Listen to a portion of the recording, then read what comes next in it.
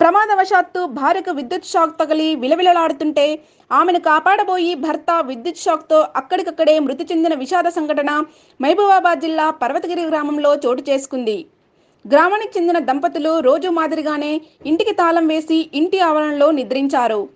ఉదయం వేళ నిద్రలేచి ఇంటి విద్యుత్ వైరు ఆనుకుని ఉన్న దండానికి అనుకోకుండా భార్య కొచ్చెర్ల భారతమ్మ తగలడంతో విద్యుత్ షాక్ తగిలి విలవిల్లాడుతుంటే ఈ ప్రమాదాన్ని గుర్తించిన భర్త కొచ్చెర్ల సత్తయ్య ఆమెను విద్యుత్ షాక్ ప్రమాదం నుంచి తప్పించాడు.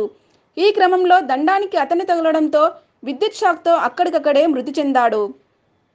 సత్తయ్య మృతితో గ్రామంలో విషాద ఛాయలు అలుముకున్నాయి. మృతునికి భార్య, 2 కుమారులు, కూతురు ఉన్నారు.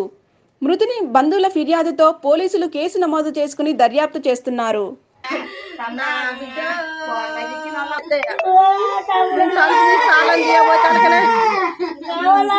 షాట్ కొట్టిందయ్యా, మళ్ళీ నా పెళ్లికి వచ్చి నాకు సాయం చేయబోతాను.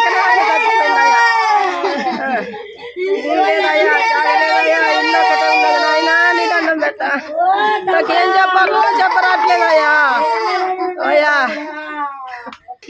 ఇంటి తాళం దిద్దామని దండం దగ్గరికి వెళ్ళగానే ఆమెకు షాక్ కొట్టింది. భర్త భార్యను కాపాడడానికి వచ్చి భర్త మృతి చెందాడు. భార్య బతికింది. ఆమెను